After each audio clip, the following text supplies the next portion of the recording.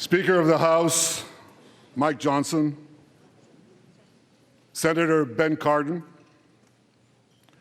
Minority Leader Hakeem Jeffries, Senate Majority Leader Chuck Schumer, Senate Minority Leader Mitch McConnell, Senators, members of Congress, distinguished guests.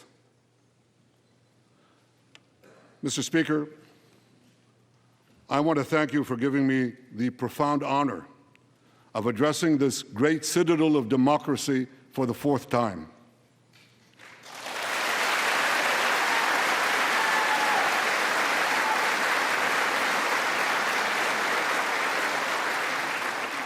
We meet today at a crossroads of history. Our world is in upheaval.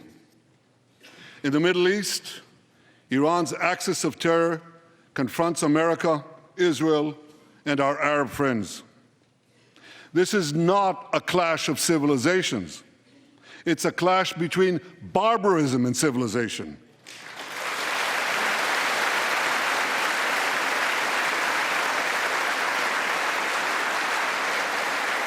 It's a clash between those who glorify death and those who sanctify life.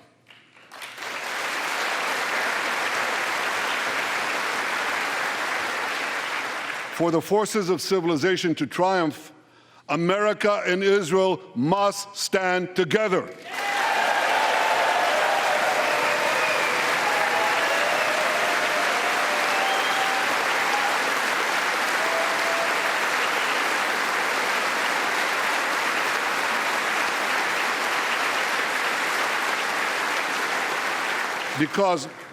Because when we stand together, something very simple happens. We win, they lose.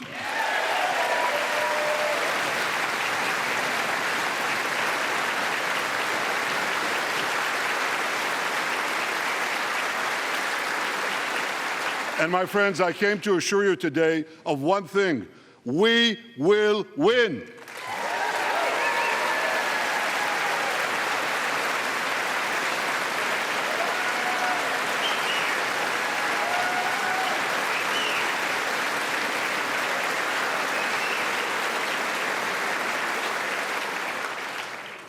Ladies and gentlemen, like December 7th, 1941, and September 11th, 2001, October 7th is a day that will forever live in infamy. It was the Jewish holiday of Simchat Torah. It began as a perfect day, not a cloud in the sky. Thousands of young Israelis were celebrating at an outdoor music festival. And suddenly, at 6:29 a.m., as children were still sleeping soundly in their beds in the towns and kibbutzim next to Gaza, suddenly heaven turned into hell. 3,000 Hamas terrorists stormed into Israel. They butchered 1,200 people from 41 countries, including 39 Americans. Proportionately, compared to our population size, that's like 20 9/11s in one day. And these monsters, they raped women, they beheaded men, they burnt babies alive, they killed parents in front of their children, and children in front of their parents. They dragged 255 people, both living and dead, into the dark dungeons of Gaza. Israel has already brought home 135 of these hostages, including 7 who were freed in daring rescue operations.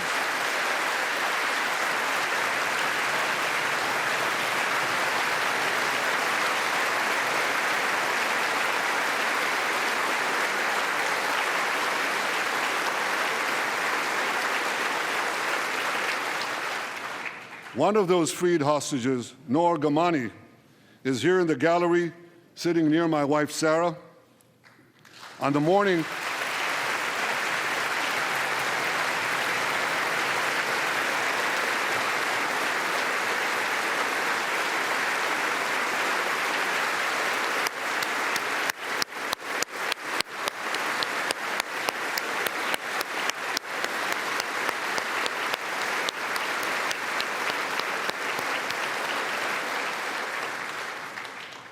On the morning of October 7th, the entire world saw Noah's look of desperation as she was violently abducted to Gaza on the back of a motorcycle. I met Noah's mother, Leora, a few months ago. She was dying of cancer. She said to me, "Prime Minister, I have one final wish. I wish to hug my daughter Noah one last time before I die." 2 months ago, I authorized a breathtaking commando rescue operation. Our special forces, including a heroic officer named Arnon Zmora, who fell in this battle, rescued Noah and 3 other hostages.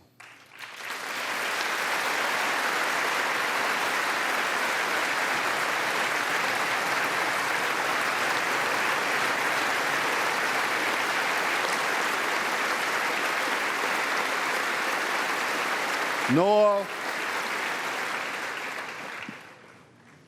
I think it's one of the most moving things.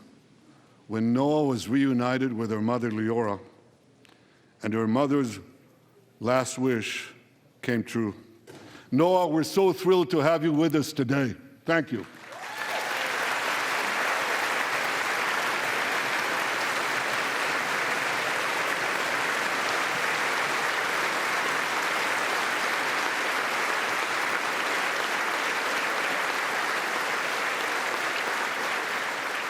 Many hostage families are also here with us today, including Eliyahu Bibas.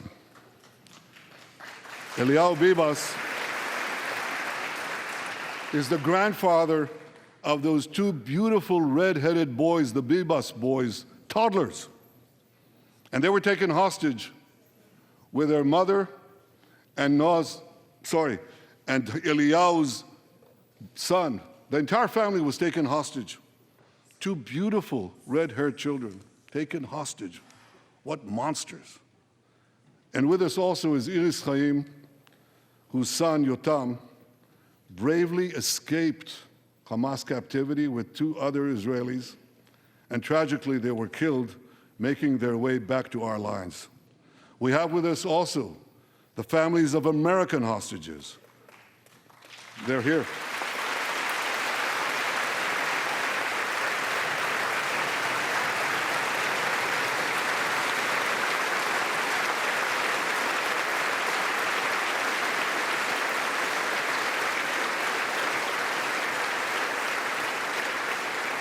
The pain these families have endured is beyond words. I met with them again yesterday, and I promised them this: I will not rest until all their loved ones are home, all of them.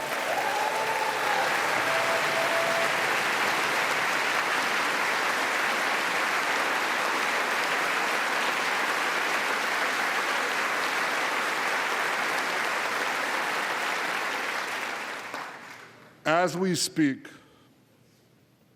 we're actively engaged in intensive efforts to secure their release, and I'm confident that these efforts can succeed. Some of them are taking place right now.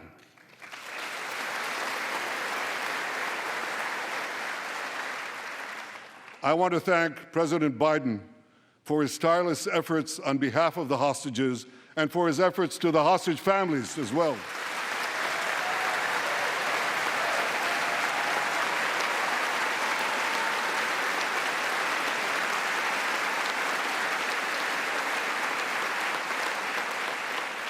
I thank President Biden for his heartfelt support for Israel after the savage attack on October 7th. He rightly called Hamas sheer evil. He dispatched 2 aircraft carriers to the Middle East to deter a wider war. And he came to Israel to stand with us during our darkest hour, a visit that will never be forgotten.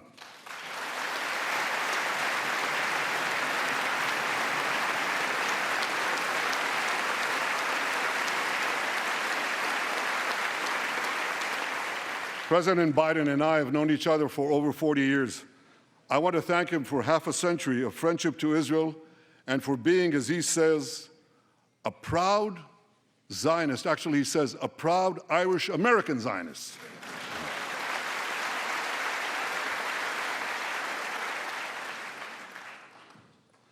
My friends, for more than 9 months, Israel's soldiers have shown boundless courage.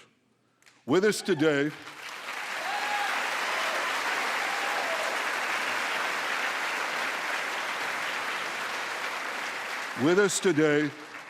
is Lieutenant Avichai Reuven.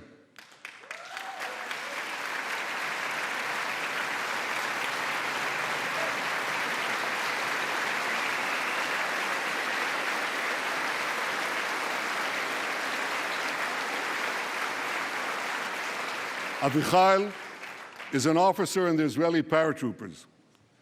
His family immigrated to Israel from Ethiopia. In the early hours of October 7th, Avichai heard the news of Hamas's bloody rampage.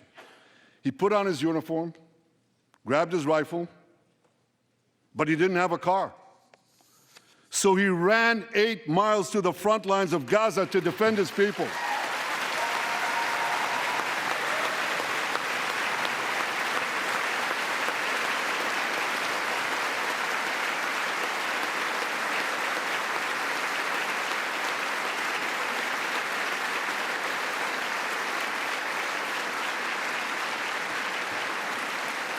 You heard that right. He ran 8 miles, came to the front lines, killed many terrorists, and saved many, many lives. Avichai, we all honor your remarkable heroism. Another Israeli is with us here today, and he's stand up right next to Avichai. This is Master Sergeant Ashraf al-Bakhiri.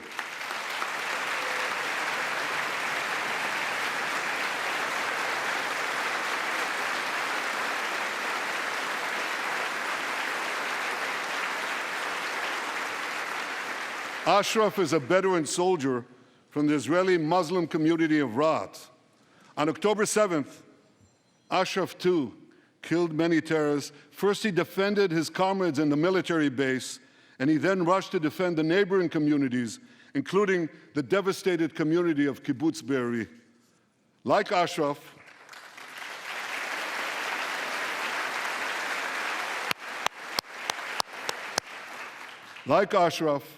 the Muslim soldiers of the IDF fought alongside their Jewish, Druze, Christian, and other comrades in arms with tremendous bravery.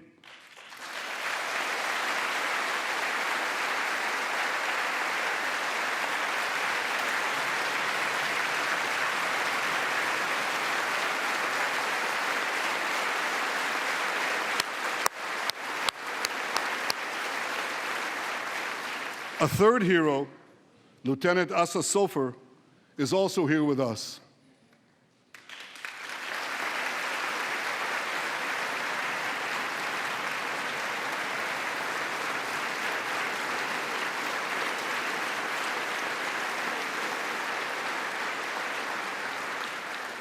Asa fought as an officer in the Tank Corps, and he was wounded in battle. He was wounded in battle while protecting his fellow soldiers from a grenade. He lost his right arm and the vision in his left eye. He's recovering, and incredibly, within a short time, Asa will soon return to active duty as a commander of a tank company.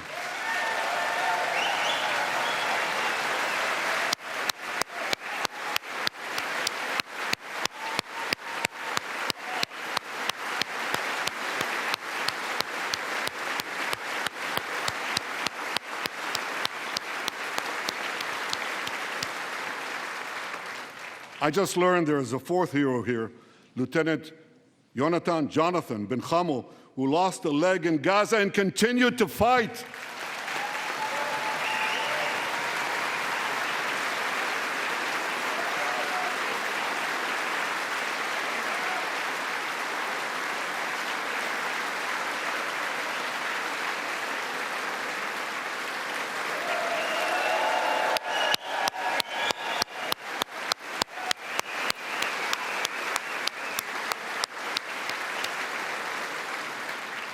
My friends, these are the soldiers of Israel, unbowed, undaunted, unafraid.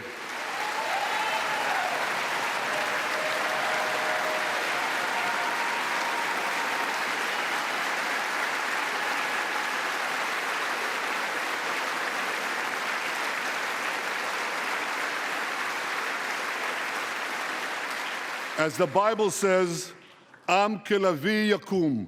They shall rise like lions. They have risen like lions. The lions of Judah, the lions of Israel.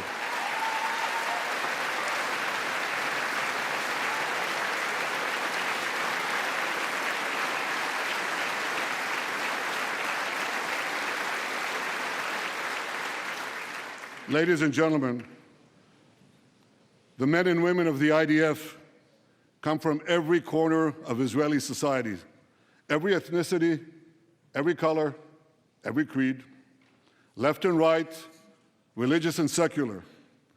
All are imbued with the indomitable spirit of the Maccabees, the legendary Jewish warriors of antiquity. With us today is Yechiel Leiter, the father of one of those Maccabees. Yechiel's father escaped the Holocaust and found refuge in America. As a young man, Yechiel moved to Israel and raised a family of 8 children. He named his eldest son, Moshe, after his late father. Moshe became an exemplary officer in one of our elite commando units. He served with distinction for 2 decades while raising 6 beautiful children of his own. On October 7th, Moshe volunteered to return to combat. 4 weeks later, he was killed when a booby-trapped mine exploded in a tunnel shaft right next to a mosque.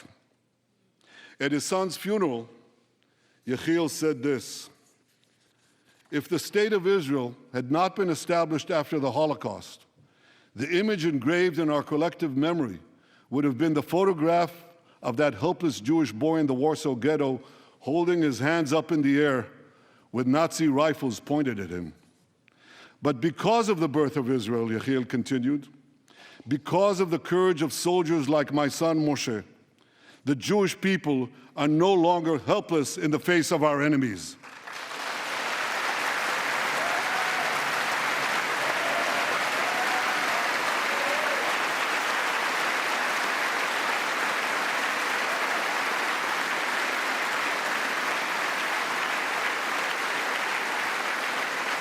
Yechiel, please rise so we can honor your son's sacrifice. And I pledge to you and to all the bereaved families of Israel, some of whom are in this hall today, the sacrifice of your loved ones will not be in vain.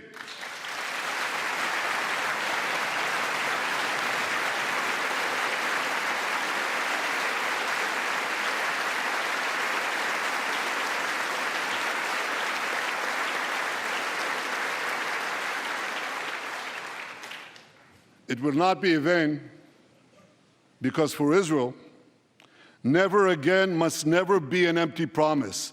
It must always remain a sacred vow. And after October 7th, never again is now.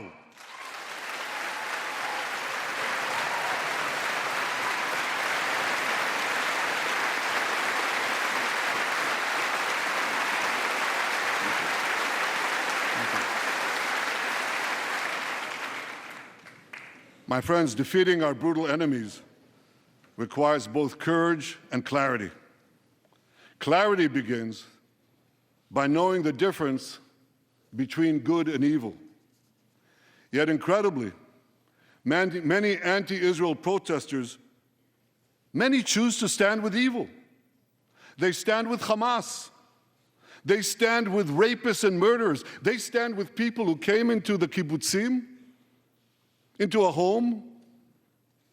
The parents hid the children, the 2 babies, in the attic, in a secret attic. They murdered the families, the parents. They find the secret latch to the hidden attic, and then they murder the babies. These protesters stand with them. They should be ashamed of themselves.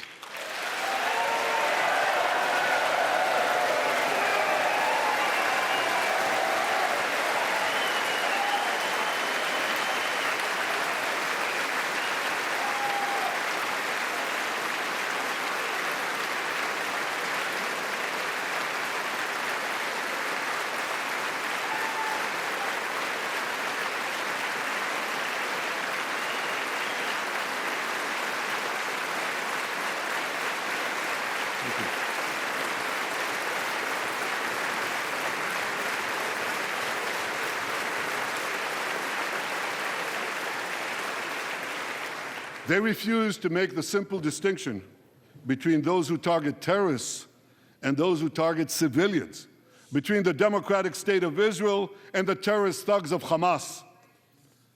We recently learned from the National Security Director, U.S. Director of National Intelligence, that Iran is funding and promoting anti-Israel protests in America. They want to disrupt America. So these protesters burn American flags even on the 4th of July. And I wish to salute the fraternity brothers at the University of North Carolina who protected the American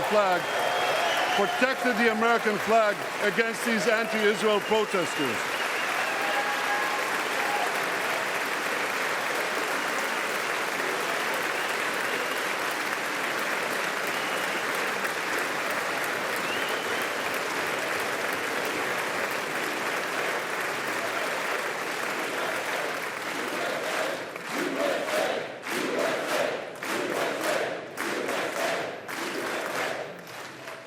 For all we know, Iran is funding the anti-Israel protests that are going on right now outside this building. Not that many, but they're there, and throughout the city. Well, I have a message for these protesters. When the tyrants of Tehran, who hang gays from cranes and murder women for not covering their hair, are praising, promoting, and funding you, you have officially become Iran's useful idiots.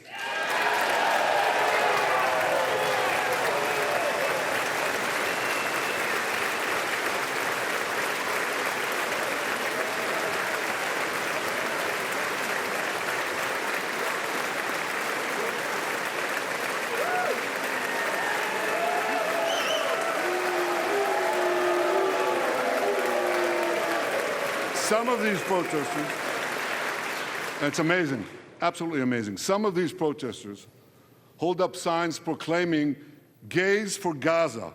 They might as well hold up signs saying chickens for KFC.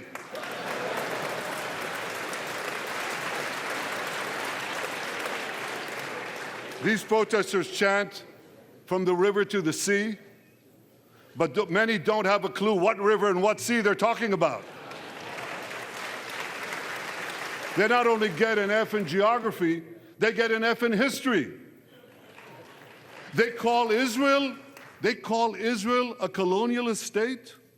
Don't they know that the land of Israel is where Abraham, Isaac, and Jacob prayed, where Isaiah and Jeremiah preached, and where David and Solomon ruled?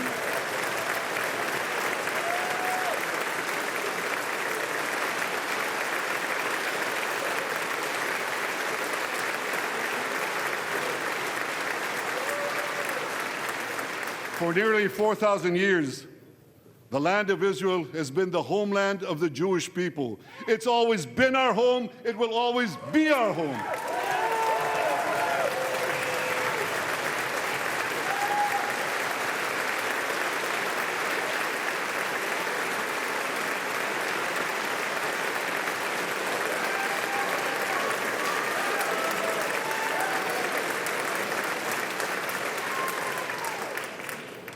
It's not only the campus protesters who get it wrong. It's also the people who run those campuses. 80 years after the Holocaust,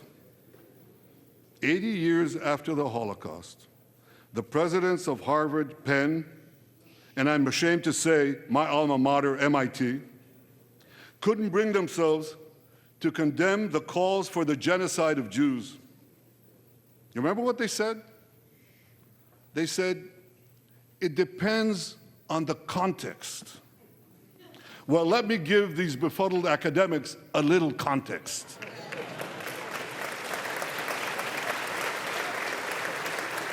Anti-Semitism is the world's oldest hatred.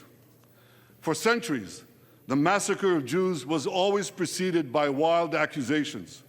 We were accused of everything from poisoning wells to spreading plagues, to using the blood of slaughtered children to bake Passover matzahs.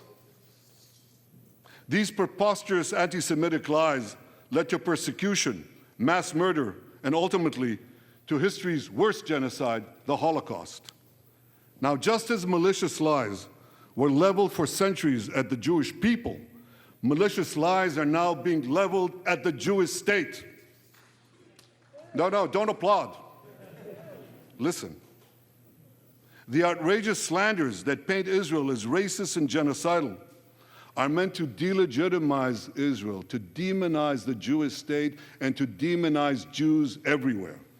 And no wonder we've witnessed an appalling rise of anti-Semitism in America and around the world. My friends, whenever and wherever we see the scourge of anti-Semitism, we must unequivocally condemn it and resolutely fight it, without exception.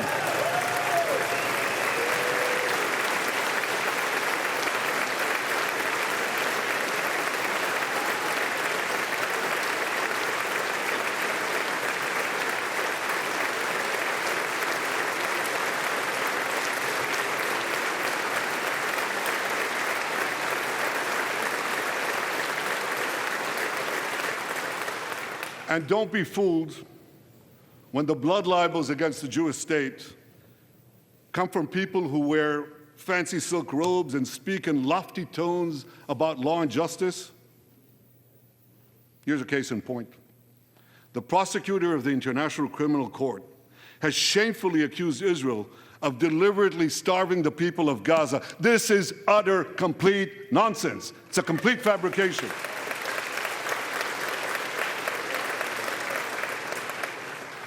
Israel has enabled more than 40,000 aid trucks to enter Gaza. That's 500,000 tons of food.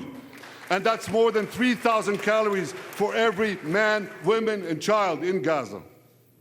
If there are Palestinians in Gaza who aren't getting enough food, it's not because Israel is blocking it, it's because Hamas is stealing it.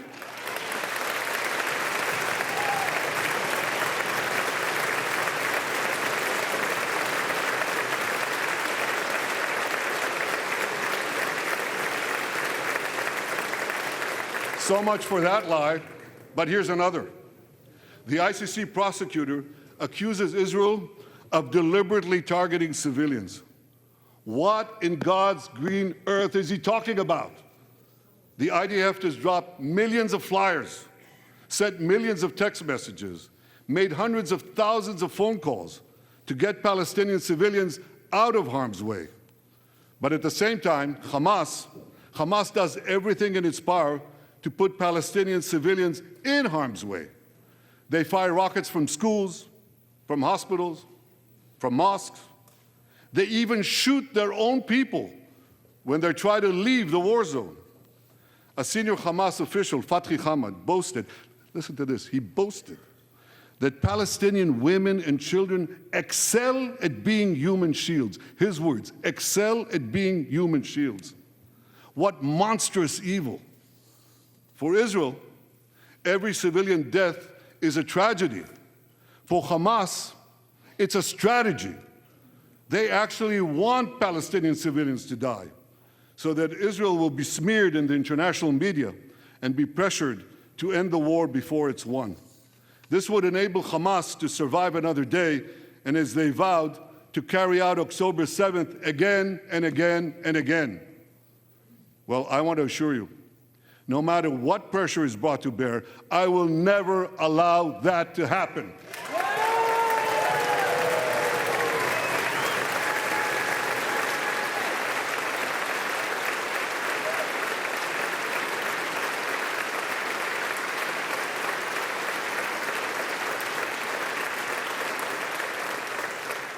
The vast majority of Americans have not fallen for this Hamas propaganda. They continue to support Israel. And I want to say thank you, America, and thank you, senators and House members who continue to support us, continue to support Israel, continue to support the truth, and see through the lies. But as for the minority that may have fallen for Hamas's cons job, I suggest you listen to Colonel John Spencer. John Spencer is head of urban warfare studies at West Point. He studied every major urban conflict. I was going to say in modern history. He corrected me, no, in history. Israel, he said, has implemented more precautions to prevent civilian harm than any military in history and beyond what international law requires.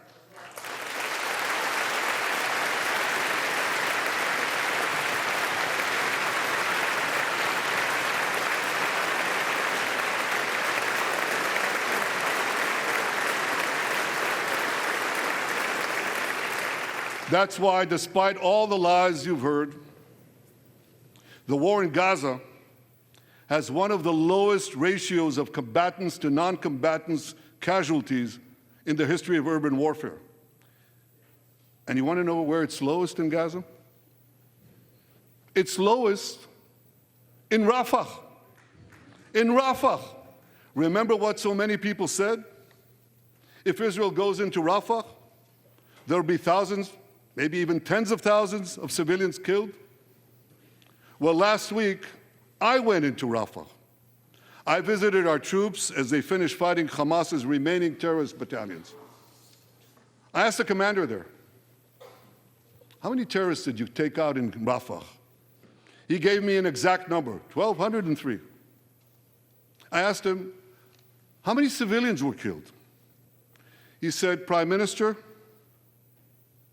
practically none, with the exception of a single incident where shrapnel from a bomb hit a Hamas weapons depot and unintentionally killed 24 people.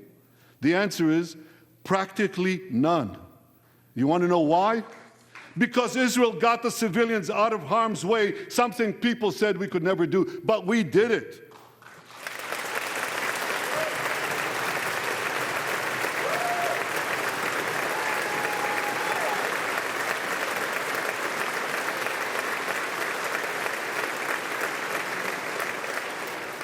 These heroes here today, the heroic soldiers of Israel, should not be condemned for how they're conducting the war in Gaza. They should be commended for it.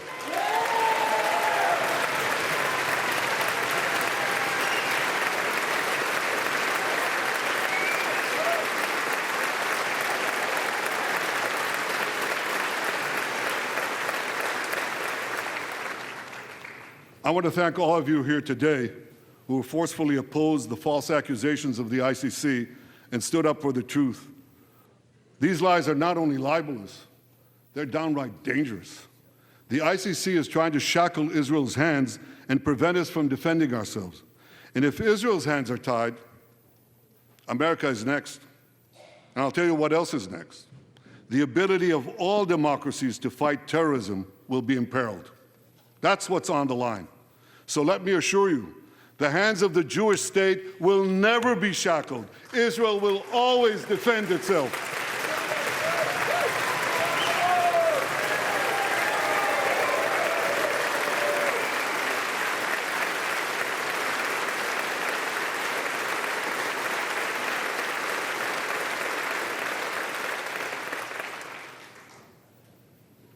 My friends, in the Middle East, Iran is virtually behind all the terrorism, all the turmoil, all the chaos, all the killing. And that should come as no surprise. When he founded the Islamic Republic, Ayatollah Khomeini pledged, "We will export our revolution to the entire world." We will export the Islamic revolution to the entire world. Now ask yourself, which country ultimately stands in the way of Iran's maniacal plans to impose radical Islam on the world? And the answer is clear. It's America, the guardian of Western civilization and the world's greatest power.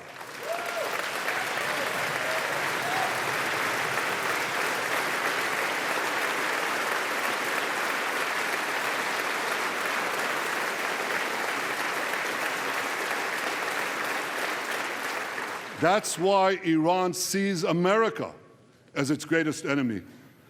Last month, we heard a revealing comment, ostensibly about the war in Gaza, but about something else. It came from the foreign minister of Iran's proxy, Hezbollah, and he said this: "This is not a war with Israel. Israel," he said, "is merely a tool. The main war, the real war, is with America." Iran's regime has been fighting America from the moment it came to power. In 1979, it stormed the American embassy. It held scores of Americans hostage for 444 days. Since then, Iran's terrorist proxies have targeted America in the Middle East and beyond. In Beirut, they killed 241 U.S. servicemen. In Africa, they bombed American embassies. In Iraq, they supplied explosives to maim and kill thousands of American soldiers. In America, they actually sent death squads. They sent death to murder a former Secretary of State and a former National Security Advisor. And as we recently learned, they even brazenly threatened to assassinate President Trump. But Iran understands that to truly challenge America, it must first conquer the Middle East. And for this, it uses its many proxies, including the Houthis, Hezbollah, and Hamas. Yet in the heart of the Middle East, standing in Iran's way, is one proud pro-American democracy, my country, the State of Israel.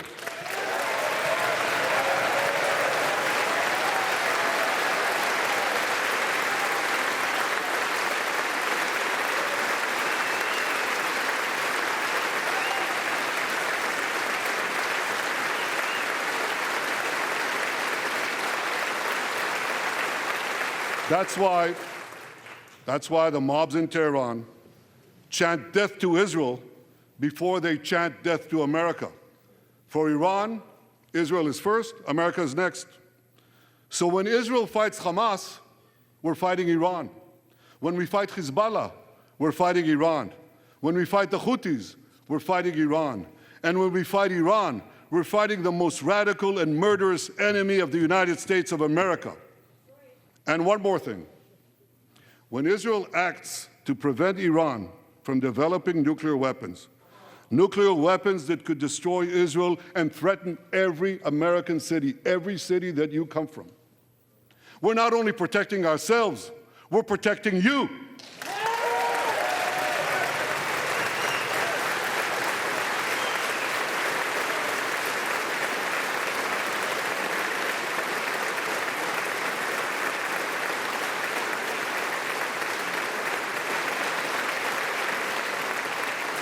My friends, if you remember one thing from the speech, remember this. Our enemies are your enemies. Our fight is your fight. And our victory will be your victory.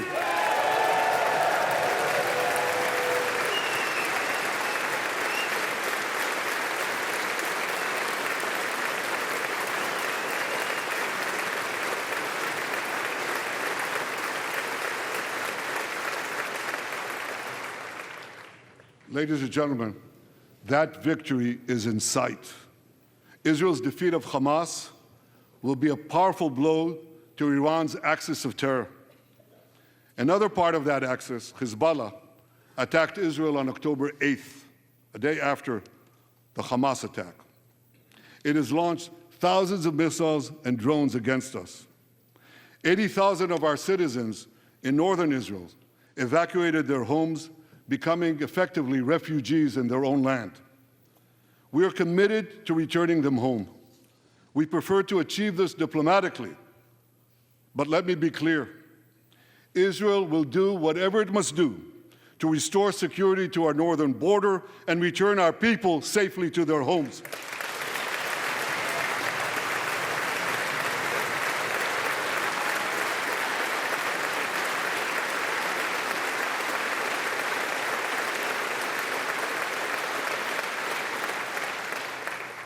Last Friday, a third Iranian proxy, the Houthis, attacked Tel Aviv with a deadly drone.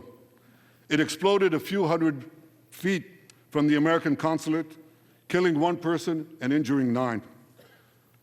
On Saturday, I authorized a swift response to that attack. All our enemies should know this. Those who attack Israel will pay a very heavy price. And as we defend ourselves,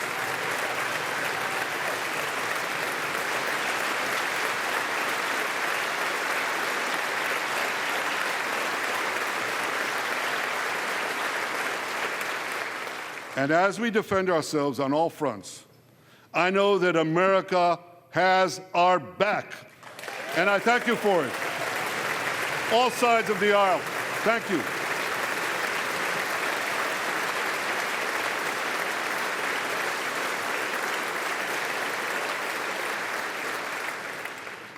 My friends, for decades, America has provided Israel with generous military assistance, and a grateful Israel has provided America with critical intelligence that saved many lives. We've jointly developed some of the most sophisticated weapons on earth. I choose my words carefully. We've jointly developed some of the most sophisticated weapons on earth that help protect both our countries. And we also help keep Americans' boots off the ground while protecting our shared interests in the Middle East.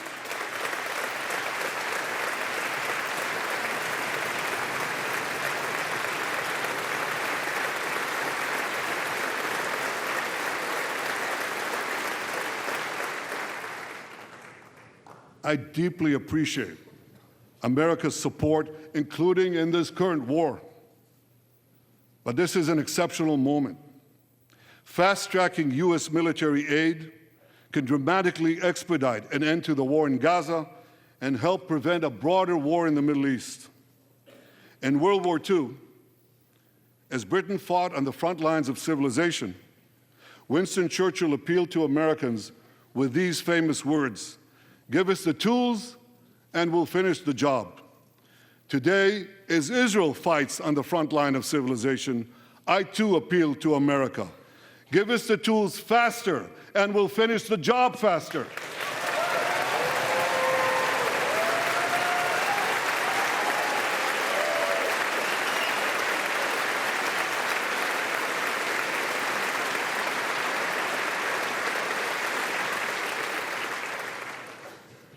My dear friends, the war in Gaza could end tomorrow if Hamas surrenders, disarms, and returns all the hostages.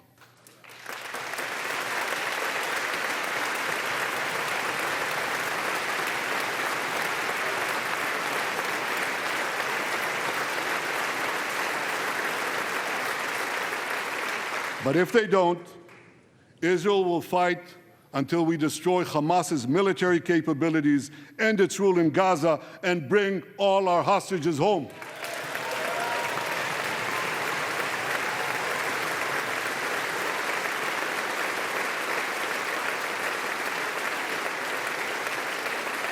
That's what total victory means, and we will settle for nothing less.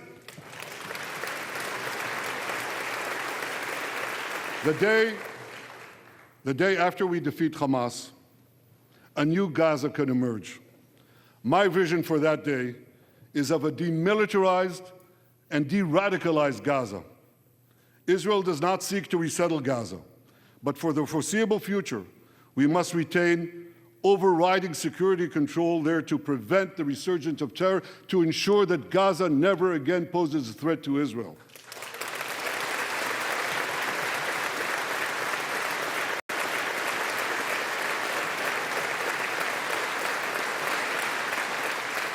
Gaza should have a civilian administration run by Palestinians who do not seek to destroy Israel. That's not too much to ask. It's a fundamental thing that we have a right to demand and to receive.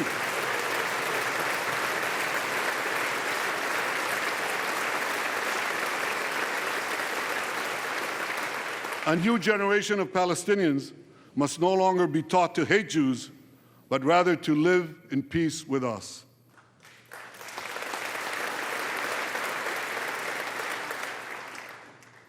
Those twin words, demilitarization and de-radicalization, those two concepts were applied to Germany and Japan after World War II, and that led to decades of peace, prosperity, and security. Following our victory,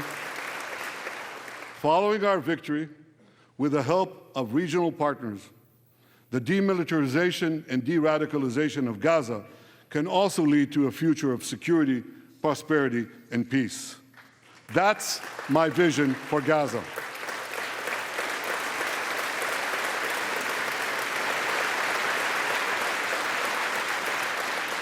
Now, here's my vision for the broader Middle East.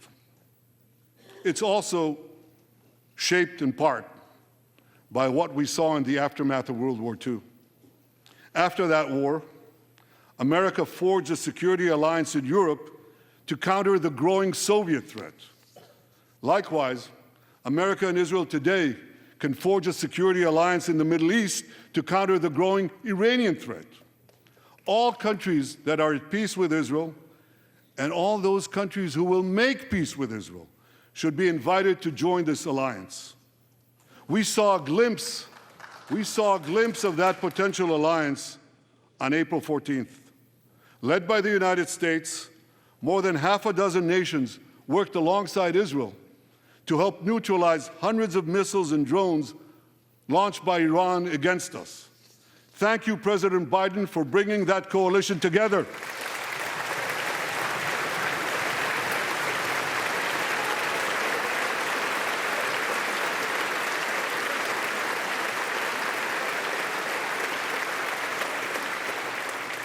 The new alliance I envision would be a natural extension of the groundbreaking Abraham Accords.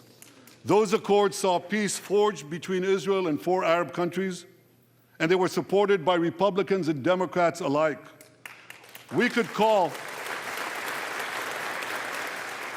have a name for this new alliance. I think we should call it the Abraham Alliance.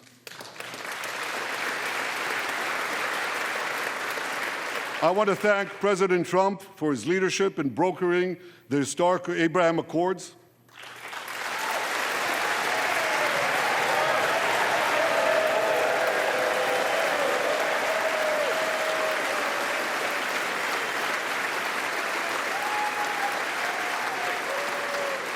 Like Americans, Israelis were relieved that President Trump emerged safe and sound from that dastardly attack on him, dastardly attack on American democracy. There is no room for political violence in democracies.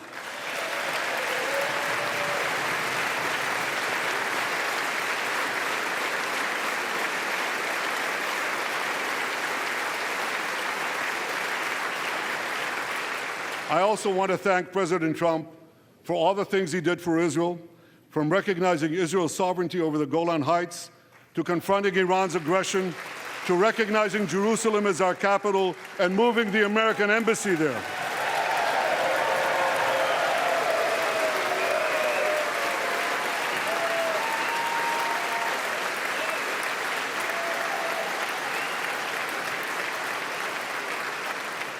That's Jerusalem, our eternal capital, never to be divided again.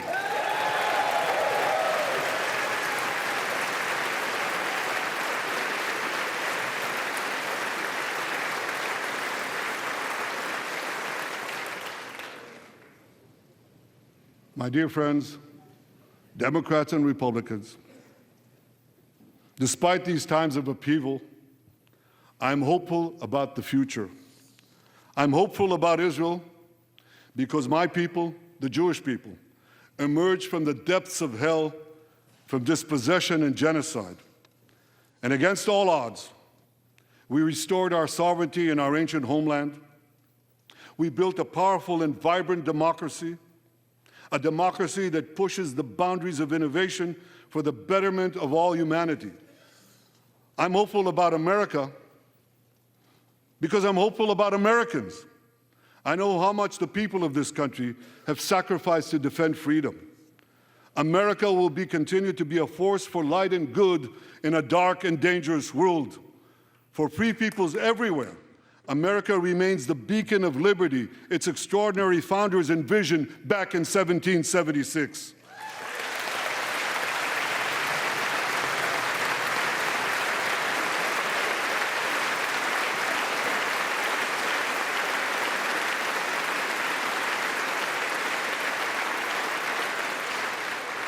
Working together, I'm confident that our two nations will vanquish the tyrants and terrorists who threaten us both.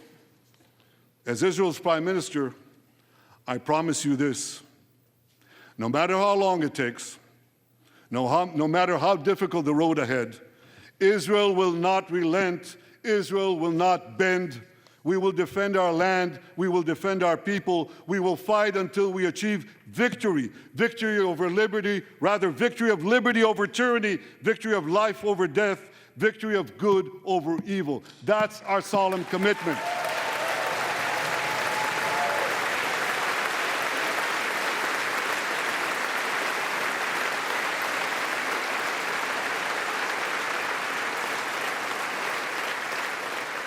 And we will continue to work with the United States and our Arab partners to transform a troubled region from a backwater of repression, poverty, and war into a thriving oasis of dignity, prosperity, and peace.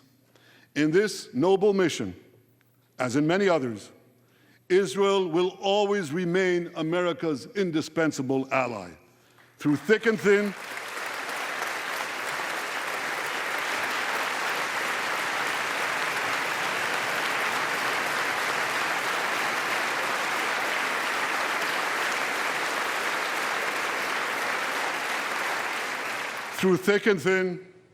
in good times and in bad, Israel will always be your loyal friend and your steadfast partner.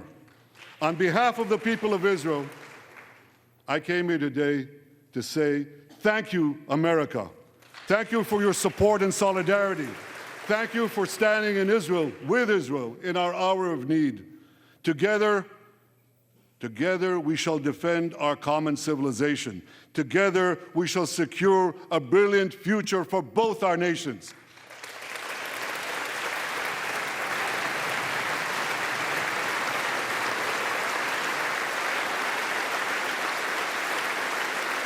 May God bless Israel, may God bless America, and may God bless the great alliance between Israel and America forever.